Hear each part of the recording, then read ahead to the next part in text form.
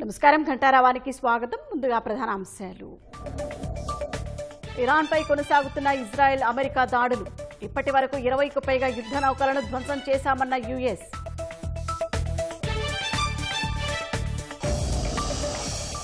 పశ్చిమాసియా ఉక్రెయిన్ సంక్షోభాలకు ముగింపు పలకాలన్న ప్రధాని. సైనిక దాడులతో ఏ సమస్యకు పరిష్కారం లభించదని వ్యాఖ్య.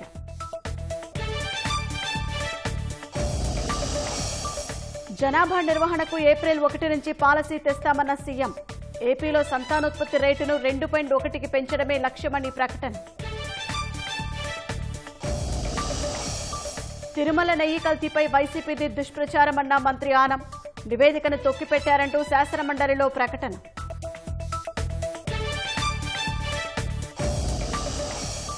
మద్యం కుంభకోణం కేసులో ప్రణయ్ ప్రకాష్ కు రిమాండ్. ముడుపుల నిల్వ పంపిణీలో కీలక పాత్ర పోషించారన్న సిఐడి.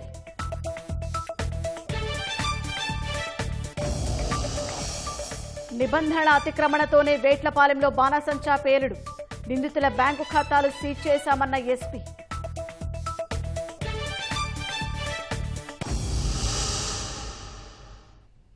జనాభా నిర్వహణకు ఏప్రిల్ 1 నుంచి కొత్త పాలసీ అమలు చేస్తామని ముఖ్యమంత్రి చంద్రబాబు ప్రకటించారు.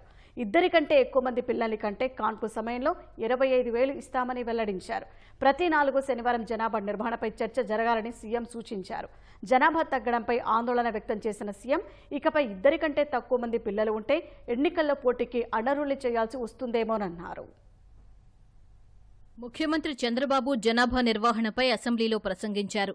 2023 లెక్కల ప్రకారం రాష్ట్రంలో ఏడాదికి 6,70,000 మంది పిల్లలు పుడుతున్నారని సీఎం తెలిపారు. దేశంలో కంటే రాష్ట్రంలో వృద్ధాప్యం ఎక్కువగా ఉందని వివరించారు. 60 ఏళ్లు దాటిన వారు ప్రస్తుతం రాష్ట్రంలో 10% ఉన్నారని 2047కు ఇది 23%కి చేరుతుందన్నారు. జపాన్ అయితే ఈరోజు TFR 1.2 అంటే మామూలుగా 2.1 ఉంటే రీప్లేస్మెంట్ లెవెల్ ఉంటుంది, సస్టైనబిలిటీ ఉంటుంది. దానికంటే తగ్గితే over a period of time జనాభా తగ్గిపోయే పరిస్థితి వస్తుంది. సౌత్ కొరియా 0.7, ఇటలీ 1.2, అన్ని దేశాల్లో కూడా సమస్య ఉంది. వర్క్ ఫోర్స్ కూడా తగ్గిపోతుంది. భవిష్యత్తులో ఎకనామిక్ స్టాగ్నేషన్ కూడా వచ్చే అవకాశం ఉంది. రాష్ట్రాలకు వస్తే రాను మన రాష్ట్రంలో TFR వచ్చి 1.5కు వచ్చింది, అంటే 0.6% తగ్గింది. 6,70,000 మంది పిల్లలు పుడుతున్నారు సంవత్సరానికి 23 లెక్కల ప్రకారం. 58% 1 చైల్డ్ నామ్కి వచ్చారు. రెండో చైల్డ్ వచ్చి 32%. 2 కంటే అబోవ్ 3 అంటే అబోవ్ వచ్చిన వాళ్ళు మాత్రం 9% ఉన్నారు. ఈ సిచ్యువేషన్ కంటిన్యూ అయితే 2047కి 23% of our population ageing population అవుతారు.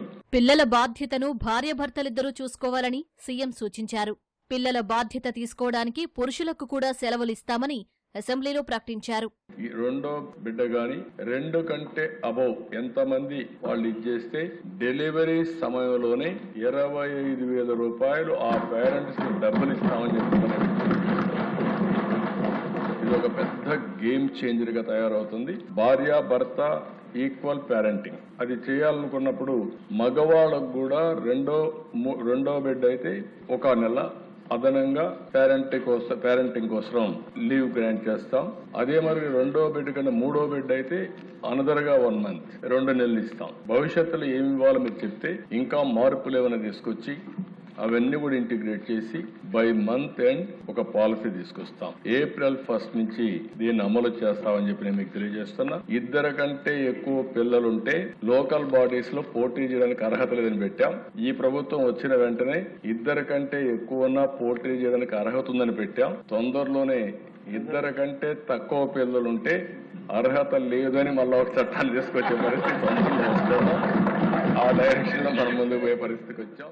కుటుంబ నియంత్రణ కంటే పాపులేషన్ మేనేజ్మెంట్ చాలా కష్టమని సీఎం తెలిపారు. నెలలో ప్రతి శనివారం గ్రామాల్లో జనాభా నిర్వహణపై చర్చ నిర్వహించాలని పిలుపునిచ్చారు. మనందరి గోలు TFR ట్రెండ్స్ టువర్డ్స్ 2.1. 4వ శనివారం పాపులేషన్ మేనేజ్మెంట్ పైన చర్చ జరగాలి గ్రామాల్లో. పాపులేషన్ ప్లానింగ్ కంటే ఇది డిఫికల్ట్. ఆ రోజు పాపులేషన్ ప్లానింగ్ వచ్చింది, ప్రజల్లో కూడా ఆదాయం పెరుగుతూ వచ్చింది. ఈజీగా 1 చైల్డ్ నామ్కి వెళ్ళిపోయారు, లేదా 2 చైల్డ్ నామ్ కాడ ఆగారు.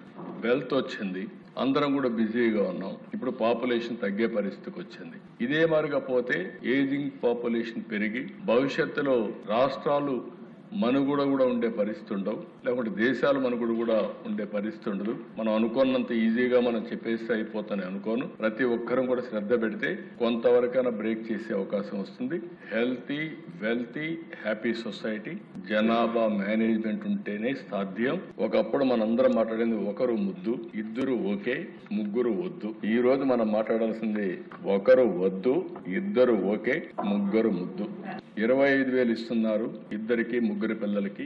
అదే సమయంలో 1,000 రూపాయలు కూడా ఇస్తారని మూడో చైల్డ్కి. అది కూడా నేను ఆలోచిస్తాను. అవి కూడా ఆలోచించి డిబేట్ చేద్దాం. నాకు డబ్బులుంటే దీనికంటే మించిన ప్రోగ్రాం లేదు. జనాభా ఉంటేనే మనం సర్వీస్ చేసేది. జనాభా తగ్గుదలకు మైక్రో ఫ్యామిలీలు కూడా కారణమవుతున్నాయని సీఎం వివరించారు. పాలసీలన్నీ మార్చి కుటుంబాలన్నీ కలిసి ఉండేలా చేయాల్సిన అవసరం ఉందని ఉద్ఘాటించారు. జనాభా తగ్గిపోవడానికి కూడా కారణం మైక్రో ఫ్యామిలీస్. ఒకప్పుడు పెద్ద ఫ్యామిలీస్ ఉండేటివి, సెక్యూరిటీ ఒకటి ఉండేది. ఇటీవల కాలంలో మనం అందరం ఏం చేస్తున్నాం అంటే పెన్షన్ ఒక ఇంటికి ఒకటి, రేషన్ 5 కేజీలు మనిషికి, మాక్సిమం 25 కేజీలు. అంటే 7 మంది ఉంటే 25. అదే గాని 7 మంది ఉండే వాళ్ళకి 35 కాకుండా 40 కేజీలు ఇస్తే ఆ ఇన్సెంటివ్ కన్నా ఊర్లో వాళ్ళందరూ కలిసి ఉంటారు. ఇల్లు కడితే 5-6 మంది ఉంటే ఒకే బెడ్రూమ్. దీంతో ప్రతి ఒక్కరూ ఇంకొక ఇంటికి అప్లికేషన్ పెట్టుకుని డివైడ్ అని చూపించుకోవడం, విడిపోవడం జరుగుతున్నాయి. ఎక్కువ మంది ఉంటే 2 బెడ్రూమ్ హౌస్, ఇంకా ఎక్కువ మంది 3 బెడ్రూమ్ హౌస్ ఇద్దాం. పెద్ద కుటుంబాలకు ప్రోత్సహిద్దాం. పాలసీస్ అన్ని రివ్యూ చేద్దాం. ఎంతమంది ఎక్కువ ఉంటే ఆ ఇంటికి అన్ని బెనిఫిట్స్ ఎక్కువ ఇస్తాం, ఎక్స్ట్రా ఇస్తామని చెప్పి కూడా నేను మీకు తెలియజేస్తున్నా. తిరుమల లడ్డు ప్రసాదంలో నెయ్యి కల్తీ జరిగినట్లు నివేదికలన్నీ చెబుతున్నా వైసీపీ దుష్ప్రచారం చేస్తోందని దేవాదాయ శాఖ మంత్రి ఆనం రామనారాయణరెడ్డి మండిపడ్డారు. వైసీపీ సభ్యుల ఆందోళన మధ్య కల్తీ నెయ్యిపై శాసన మండలిలో మంత్రి ప్రకటన చేశారు. అనంతరం చర్చ ముగిసినట్లు ప్రకటించిన చైర్మన్ సభను రేపటికి వాయిదా వేశారు. తిరుమల లడ్డూలో కల్తీ నెయ్యిపై శాసన మండలిలో వాడీవేడి చర్చ తర్వాత మంత్రి ఆనం రామనారాయణరెడ్డి ప్రకటన చేశారు. హిందూ మత విధ్వంసమే లక్ష్యంగా వైసీపీ 5 ఏళ్ల పాలన సాగిందని మంత్రి ధ్వజమెత్తారు. నెయ్యి కల్తీకి పాల్పడిన నాటి పాలకులు ఆ విషయాలను బయటపెట్టే నివేదికలను తొక్కిపెట్టారని ఆరోపించారు. సీబీఐ నేతృత్వంలో సుప్రీంకోర్టు నియమించిన సిట్ కల్తీ విషయాన్ని నిర్ధారిస్తే కూటమి ప్రభుత్వంపై వైసీపీ దుష్ప్రచారం చేస్తోందని మండిపడ్డారు. 5 ఏళ్లు చేసిన పాపాలై శాపాలై 11 సీట్లకు పరిమితమైనా ఆ పార్టీ తీరు మారలేదని ఆగ్రహం వ్యక్తం చేశారు. 2019-24 మధ్యలో ఎన్ని అకృత్యాలు, ఎన్ని అరాచకాలు, మత విధ్వంసానికి, హిందూ మతాన్ని ధ్వంసం చేయడానికి చేసిన ప్రయత్నాలు చూస్తే ఆశ్చర్యం వేస్తుంది అధ్యక్ష.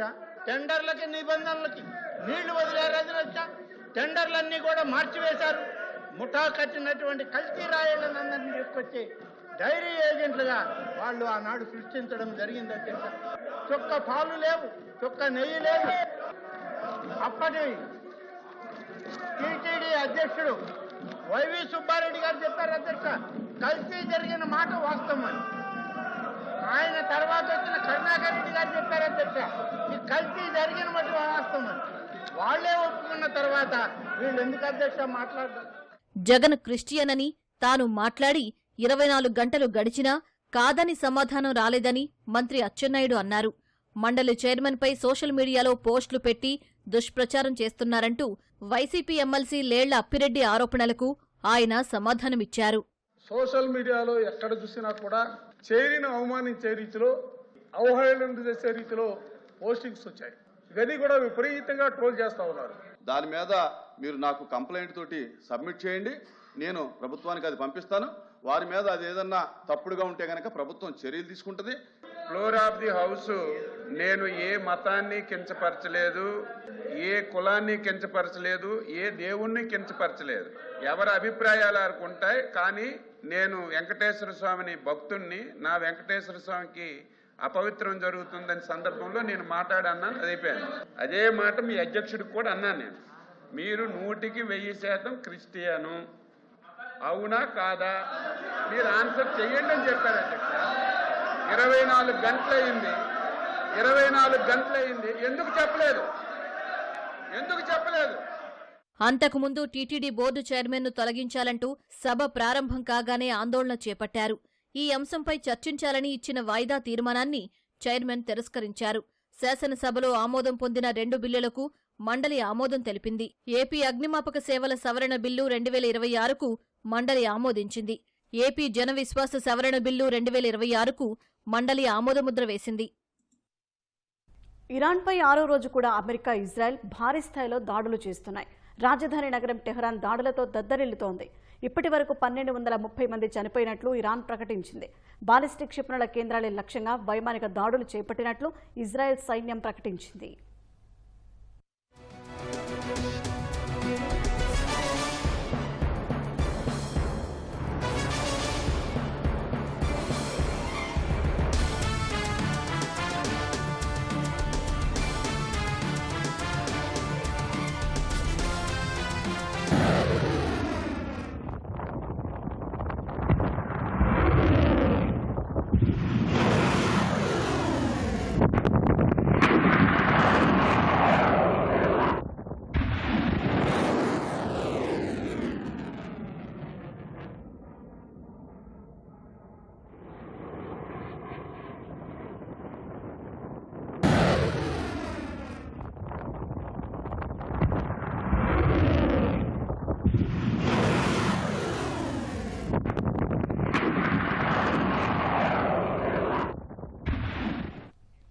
ఇరాన్ రక్షణ సామర్థ్యాన్ని బలహీనపరిచే లక్ష్యంతో దాడులు చేస్తున్నామని ఐడీఎఫ్ తెలిపింది.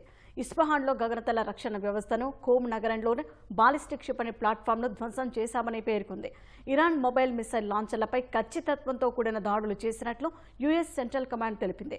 సుదూర లక్ష్యాలను ధ్వంసం చేసేందుకు తొలిసారి దీర్ఘశ్రేణి క్షిపణులను వినియోగిస్తున్నామని వెల్లడించింది. ఇప్పటి వరకు ఇరాన్కు చెందిన 20కి పైగా యుద్ధ నౌకలను సముద్రంలో ముంచివేశామని అమెరికా తెలిపింది. ప్రపంచంలోనే అతిపెద్ద విమాన వాహక నౌక గెరాల్డార్ ఫోర్డ్ మధ్యధరా సముద్రం నుంచి సేవలు అందిస్తోందని పేర్కొంది. సముద్రంతో పాటు గగనతలంపై తమ పట్టు కొనసాగుతోందని వెల్లడించింది. ఇజ్రాయెల్, అమెరికా జరిపిన దాడుల్లో అనేక ప్రాంతాల్లో విద్యుత్, నీటి సరఫరా వ్యవస్థలు దెబ్బతిన్నట్లు ఇరాన్ అధికారులు తెలిపారు.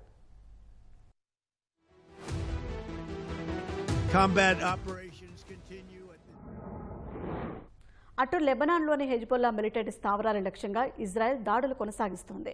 బీరుట్ సహా దక్షిణ శివారు ప్రాంతాలు బాంబు దాడులతో దద్దరిల్లుతున్నాయి. హెజ్బొల్లాకు చెందిన ఏరియల్ యూనిట్లను ధ్వంసం చేసినట్లు ఐడీఎఫ్ ప్రకటించింది. బీరుట్ జాతీయ రహదారిపై జరిగిన డ్రోన్ దాడిలో 3 మృతి చెందగా 6 గాయపడ్డారు. హెజ్బొల్లా నాయకుడిని లక్ష్యంగా చేసుకుని దాడి చేసినట్లు ఇజ్రాయెల్ తెలిపింది.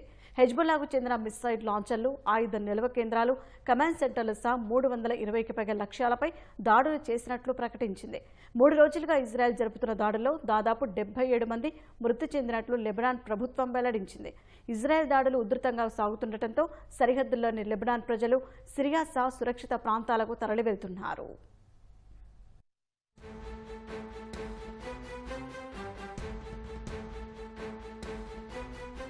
పశ్చిమాసియాలో ఉద్రిక్తతల నేపథ్యంలో గల్ఫ్ దేశాలకు అవసరమైన సహాయం అందించేందుకు సిద్ధమని ఇటలీ తెలిపింది.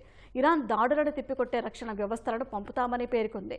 సైప్రస్కు సాయం అందిస్తామని ప్రకటించింది. అటు ఇరాన్ కూడా ప్రతీకార దాడులు కొనసాగిస్తోంది. ఇజ్రాయెల్తో పాటు మధ్యప్రాచ్యంలోని అమెరికా సైనిక స్థావరాలపై క్షిపణులు, డ్రోన్లతో దాడులు చేస్తోంది. ఉత్తర గల్ఫ్ ప్రాంతంలో అమెరికా ట్యాంకర్పై దాడి చేసినట్లు ఇరాన్ రివల్యూషనరీ గార్డ్ కార్ప్స్ ప్రకటించింది. కువైట్ తీరానికి సమీపంలో ఓ చమురు నౌకతో పాటు అమెరికా సేవలే లక్ష్యంగా దాడులు చేసినట్లు ప్రకటించింది. ఇజ్రాయెల్, అమెరికా, ఐరోపాకు చెందిన సైనిక, వాణిజ్య నౌకలను హోర్ముజ్ జలసంధి మీదుగా అనుమతించబోమని టెహ్రాన్ స్పష్టం చేసింది.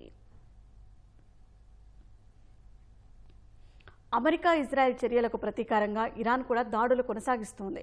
గల్ఫ్ దేశాల్లోని అమెరికా ఎంబసీలు, సైనిక స్థావరాల లక్ష్యంగా క్షిపణులు, డ్రోన్లతో విరుచుకుపడుతోంది. ఖతార్ రాజధాని దోహాపై దాడులు చేసింది. 10 చోట్ల పేలుళ్ల శబ్దాలు వినిపించినట్లు స్థానికులు తెలిపారు. వెంటనే అప్రమత్తమైన ఖతార్ సర్కార్ తమ రక్షణ వ్యవస్థను యాక్టివేట్ చేసింది. దోహాలోని అమెరికా రాయబార కార్యాలయం సమీపంలో నివసిస్తున్న వారిని సురక్షిత ప్రాంతాలకు తరలించారు. ప్రజల భద్రతను దృష్టిలో పెట్టుకుని ఈ చర్యలు చేపట్టినట్లు ఖతార్ అంతర్గత వ్యవహారాల మంత్రిత్వ శాఖ తెలిపింది. అబుదాబి గగనతలంపైకి వచ్చిన డ్రోన్లను అక్కడి రక్షణ వ్యవస్థలు గాల్లోనే అడ్డుకున్నాయి. అయితే వాటి శకలాలు పడి 6 గాయపడ్డారు. అల్ ఉదైద్ వైమానిక స్థావరం దిశగా వచ్చిన 2 ఇరాన్ బాంబులను గగనతలంలో పేల్చినట్లు ఖతార్ పేర్కొంది. డజన్ల కొద్దీ ఇరాన్ క్షిపణులు, డ్రోన్లను అడ్డుకున్నట్టు బహ్రెయిన్ ప్రకటించింది. ఇప్పటి వరకు 75 క్షిపణులు, 123 డ్రోన్లను కూల్చివేసినట్టు సామాజిక మాధ్యమాల్లో పోస్ట్ చేసింది. అల్ ఖర్జ్, అల్ జౌఫ్ నగరాల్లో 4 ఇరాన్ డ్రోన్లను అడ్డుకున్నట్లు సౌదీ అరేబియా వెల్లడించింది. చమురు నిల్వ ట్యాంకుల్లో ఒకటి దెబ్బతిందని ఒమన్ ఆయిల్ మార్కెటింగ్ కంపెనీ తెలిపింది. ముందస్తు చర్యల్లో భాగంగా వాటిలో కార్యకలాపాలను నిలిపివేసినట్లు వివరించింది.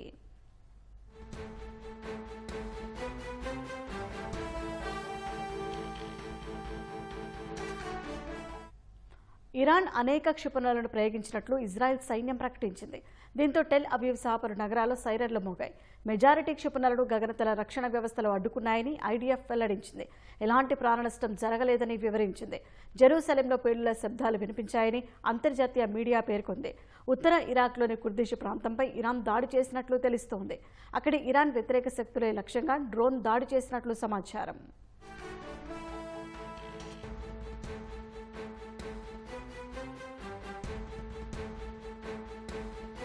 అమెరికా, ఇజ్రాయెల్ దాడులతో దెబ్బతిన్న విద్యుత్, నీటి సరఫరా వ్యవస్థలను పునరుద్ధరించే పనులు జరుగుతున్నట్లు ఇరాన్ ఇంధన శాఖ మంత్రి తెలిపారు. ఇలాంటి క్లిష్ట పరిస్థితుల నేపథ్యంలో ప్రజలు నీటిని, విద్యుత్తును పొదుపుగా వాడుకోవాలని సూచించారు. ఇజ్రాయెల్, అమెరికా జరిపిన సంయుక్త దాడుల్లో ప్రాణాలు కోల్పోయిన ఇరాన్ సుప్రీం లీడర్ అయతుల్లా అల్ ఖమేనీ మృతి పట్ల భారత్ సంతాపం తెలిపింది. ఈ మేరకు ఢిల్లీలోని ఇరాన్ రాయబార కార్యాలయానికి వెళ్లిన భారత విదేశాంగ కార్యదర్శి విక్రమ్ మిస్రీ కేంద్రం తరపున సంతాప సందేశాన్ని రాశారు. అనంతరం భారత్లో ఇరాన్ రాయబారితో విక్రమ్ మిస్రీ మాట్లాడారు. దీనికి సంక్షోభాన్ని దౌత్యపరమైన చర్చల ద్వారా పరిష్కరించుకోవాలని భారత్ సూచించింది. అయితే ఖమేనీ మరణంపై కేంద్ర ప్రభుత్వం వెంటనే స్పందించకపోవడాన్ని పలు ప్రతిపక్ష పార్టీలు తప్పుపట్టాయి. ఈ నేపథ్యంలోనే భారత విదేశాంగ కార్యదర్శి నేరుగా రాయబార కార్యాలయానికి వెళ్లి సంతాపాన్ని తెలియజేశారు.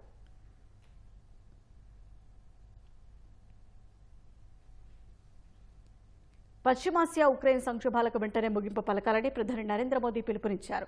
సైనిక దాడుల ద్వారా ఏ సమస్యకు పరిష్కారం లభించదన్నారు. ఢిల్లీలో ఫిన్లాండ్ అధ్యక్షుడు అలెగ్జాండర్ స్టబ్తో ప్రధాని మోదీ విస్తృత స్థాయి చర్చలు జరిపారు. అనంతరం సంయుక్త మీడియా సమావేశంలో ప్రసంగించిన ప్రధాని మోదీ చట్టాలు, సంప్రదింపులు, దౌత్యాన్ని భారత్, ఫిన్లాండ్లు విశ్వసిస్తాయని తెలిపారు. ఈ సమస్య కూడా సైనిక చర్య ద్వారా పరిష్కారం కాదని ఇరు దేశాలు అంగీకారానికి వచ్చినట్లు ప్రధాని చెప్పారు. ఉక్రెయిన్ లేదా పశ్చిమాసియా సంక్షోభాలు త్వరగా ముగియాలని కోరుకుంటున్నట్లు తెలిపారు. శాంతిని నెలకొల్పే దిశగా జరిగే ప్రయత్నాలకు తమ మద్దతు ఉంటుందని ప్రధాని మోదీ పేర్కొన్నారు. ప్రపంచవ్యాప్తంగా పెరుగుతున్న సవాళ్ల దృష్ట్యా అంతర్జాతీయ సంస్థల్లో సంస్కరణలు అత్యంత అవసరమని ప్రధాని మోదీ పునరుద్ఘాటించారు.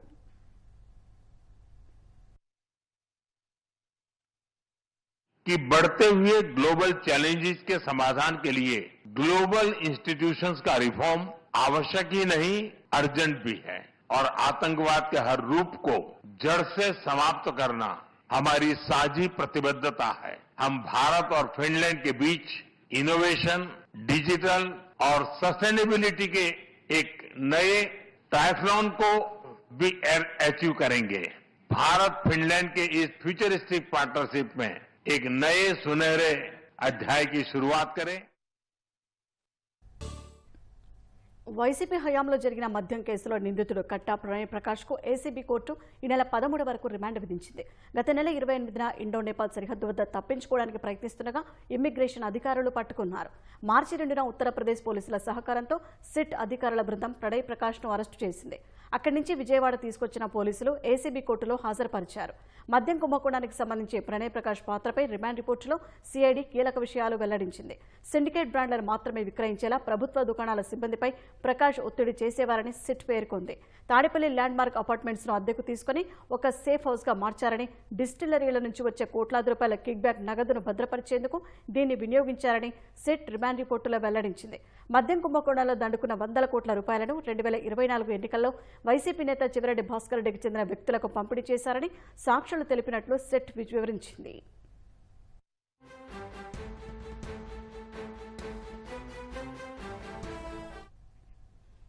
కాకినాడ జిల్లా వేట్లపాలెం బాణసంచా పేరుడు ఘటన నిబంధనల అతిక్రమణతోనే జరిగిందని ఎస్పీ బిందు మాధవ్ స్పష్టం చేశారు. శ్రీ సూర్య ఫైవ్ వర్క్స్ యజమానులు ఇద్దరిని సామర్లకోట వద్ద అరెస్టు చేసి వారి బ్యాంకు ఖాతాలు సీజ్ చేసినట్లు తెలిపారు. నిందితులు అర్జున్, నానికి లైసెన్స్ ఉన్నా గడువు ముగుస్తుందనే ఎక్కువ నిల్వలు తెచ్చుకున్నారని చెప్పారు. సింగారమ్మ జాతరకు వినియోగించేందుకు భారీగా బాణసంచా తయారు చేశారని తెలిపారు. తయారీల నిప్పురవ ఎగిసిపడి పెద్ద ఎత్తున ప్రమాదం సంభవించిందన్నారు. నిందితులిద్దరిపై గతంలో ఎలాంటి కేసులు లేవన్నారు. కాకినాడ జిల్లాలో ఉన్న చాలా బాణసంచా కేంద్రాలను ఇప్పటికే మూసివేశామని ఎస్పీ తెలిపారు. పాలెంలో సూర్యశ్రీ ఫైర్ వర్క్స్ మ్యానుఫ్యాక్చరింగ్ యూనిట్లో భారీ విస్ఫోటం సంభవించి 20 మంది అక్కడికక్కడే చనిపోవడం జరిగింది. అక్కడ లైసెన్స్ ఎవరి పేరు మీద ఉందైతే అడబాల అర్జున, అతని బ్రదర్ అడబాల వీరబాబు అలియాస్ నాని. వీళ్ళిద్దరూ ఈరోజు మధ్యాహ్నం 2 గంటలకి సామల్కోట్లో ఉన్న రైల్వే షెడ్ దగ్గర వాళ్ళ లైసెన్స్ తదితర కాగితాలు తీసుకొని ట్రైన్ ఎక్కి పరారీ అవడానికి ప్రయత్నిస్తుండగా ఇవాళ అరెస్ట్ చేయడం జరిగింది. మృతుల సంఖ్య 28కి పెరిగింది. మిగతా 3 ఉన్నారు. ఒకళ్ళు డిశ్చార్జ్ అయిపోయారు, 2 ఇంకా చికిత్స పొందుతున్నారు. వీళ్ళకి వ్యాలిడ్ లైసెన్స్ ఉంది. అడబాల అర్జున్ అనే అతనికి లైసెన్స్ ఉన్నా కూడా సల్ఫర్ కానీ వేరే ఇంగ్రీడియంట్స్ కానీ అన్నీ కలిపి 15 కిలోలు అతని ప్రెమిసెస్లో పెట్టుకోవడానికి పర్మిషన్ ఉంది. అడబాల వీరబాబు అలియాస్ నాని, అతనికి LE5 లైసెన్స్ ఉంది. ఫైర్ క్రాకర్ తయారు చేసిన తర్వాత అది షాప్ పెట్టుకుని అమ్మే లైసెన్స్. అతనికి 500 కిలోలు వరకు. వీళ్ళు ఇప్పుడు ఈ లైసెన్స్ ఎండ్ అయిపోతుందని ఎక్కువ రా మెటీరియల్ తెచ్చుకొని LE5 లైసెన్స్ ఉంది కాబట్టి ఫినిష్డ్ ప్రోడక్ట్ అక్కడ పెట్టేసుకుంటే తర్వాత అమ్మి ఎక్కువ మొత్తంలో డబ్బు సంపాదించవచ్చని ఎక్కువ మోతాదులో తెచ్చుకొని ఉంటారు పర్మిసిబుల్ లిమిట్ కన్నా. వీళ్ళిద్దరూ అట్లనే వీళ్ళ కుటుంబ సభ్యుల పేర్ల మీద ఉన్న ఒక 11 బ్యాంక్ అకౌంట్లు కూడా ఫ్రీజ్ చేయడం జరిగింది. ఫర్దర్గా ఇన్వెస్టిగేషన్లో ఇంకేదైనా ఫ్యాక్ట్స్ వస్తే ఎస్టాబ్లిష్ చేసి తొందరగా ఛార్జ్ షీట్ వేసి వీళ్ళకి శిక్ష పడేలాగా అన్ని చర్యలు తీసుకోవడం జరుగుతుంది. కాకినాడ డిస్ట్రిక్ట్లో 20 ఇట్లాంటి మ్యానుఫ్యాక్చరింగ్ యూనిట్స్ ఉన్నాయి. ఒక 8 రా మెటీరియల్ సప్లయర్ యూనిట్స్ ఉన్నాయి. అన్నీ క్లోజ్ చేయడం జరిగింది. బట్ ఫర్దర్గా కూడా I'm warning all of them. వాళ్ళు గనక ఏ రకమైన వాళ్ళకున్న కండిషన్స్ కానీ వైలేట్ చేస్తే చాలా తీవ్రమైన చర్యలు తీసుకుంటాము. ఈ సీసీ ఫుటేజ్ ఎక్స్ట్రాక్ట్ అయినా లేదా ఎక్స్పర్ట్ ఒపీనియన్ ఎలా జరిగింది ఇది అనేది శాంపిల్స్ తీసుకొని వెళ్ళారు కాబట్టి అది వస్తే ఇంకా ఫర్దర్గా మనకు క్లారిటీ వస్తుంది. వీళ్ళలో 3లో ఎవరి మీద పాత కేసులు ఏమి లేవు.